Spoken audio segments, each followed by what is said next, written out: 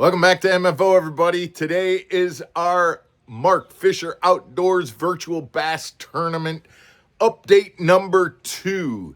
The VBT is going strong. We've got a big shakeup in the standings. We have some interesting strategies, and we've got some great pictures and some techniques that guys have been sharing with us that we're going to share with you today. You are going to want to stay tuned because the things that guys are deciding to do is really exciting. This is pretty cool. And the fish catches are awesome. Guys, stick around. We'll be back to give you all the details right after this.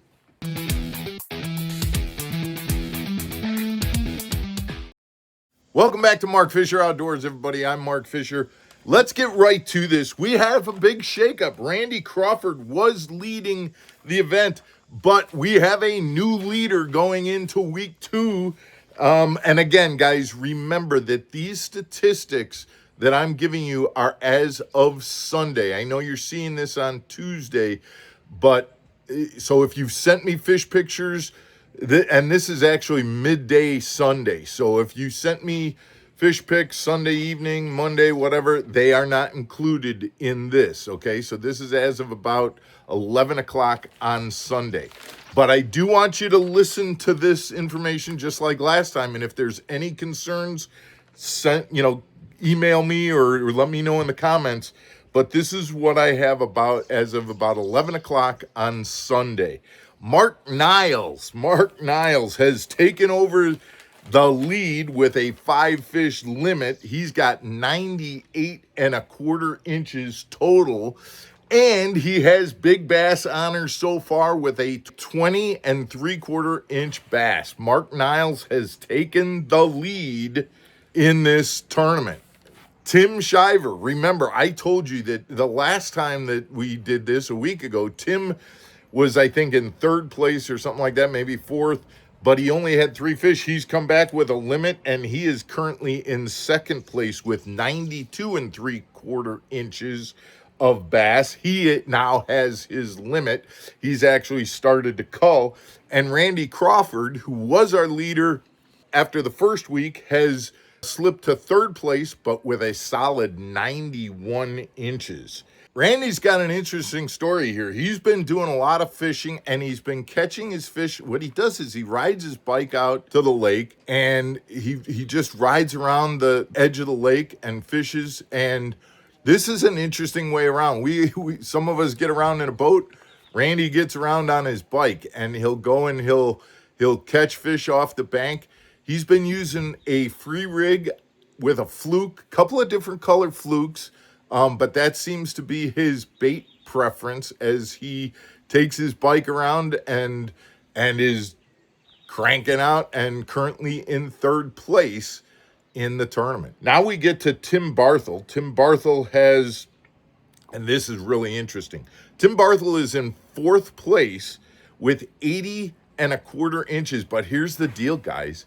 Tim Barthel has weighed in, or one of his fish is a 6 1/4, and he's going for that small fish prize, okay? And he is now the sole person with a 6 1/4. Mike Giordani was tied with him with 6 1/4, but Mike culled out his 6 1/4 to get more weight. And so now Tim Barthel is the sole person who is leading that small fish category with 6 1/4.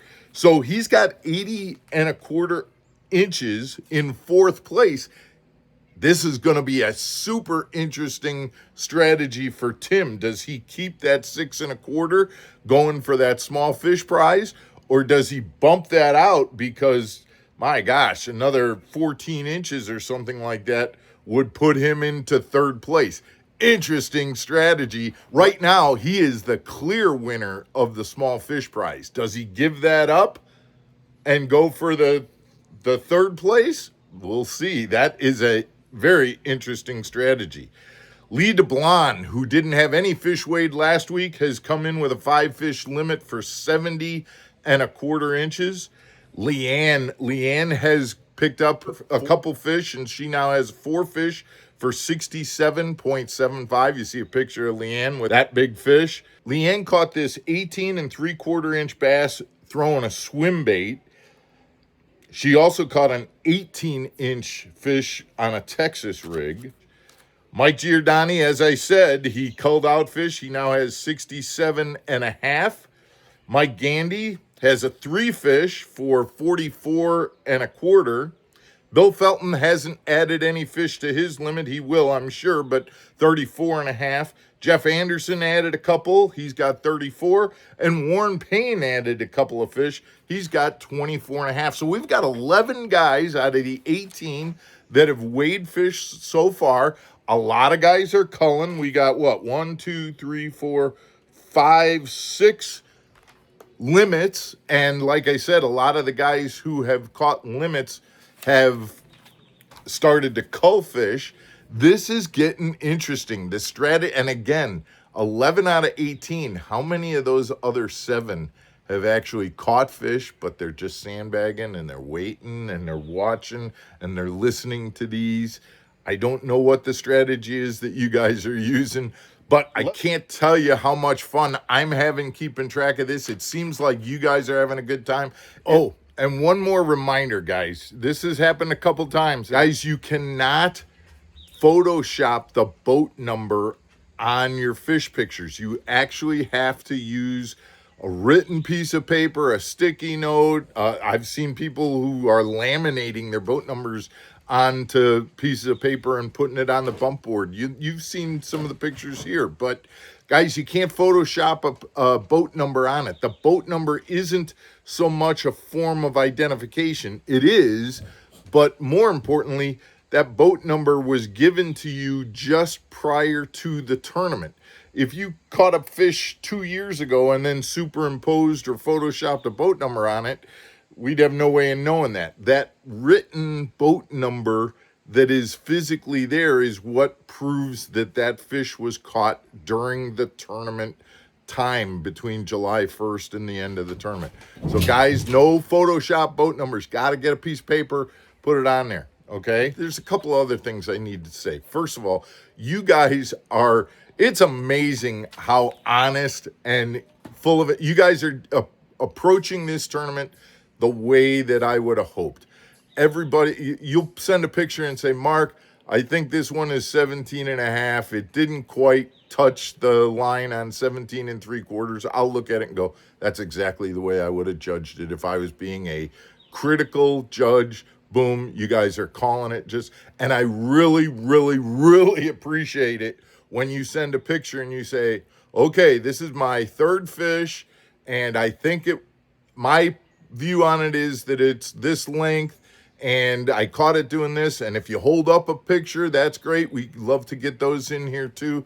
The more narrative that you can send me with those pictures, great. And guys, some of you are doing a phenomenal job where you're saying, hey, this fish, now this one here is going to cull out my 2nd fish.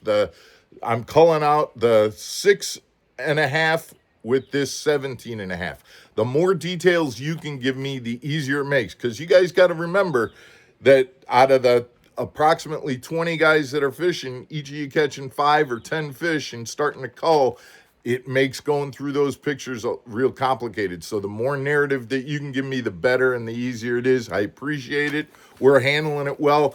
Guys, thank you so much for tuning in. Thank you for participating. I hope you're having a great time. It seems like you are. And we'll do another update next week. Good luck out there with the tournament. We hope you enjoy the video, and we'll be back tomorrow for an On the Water episode from beautiful Galena. Take care, everybody.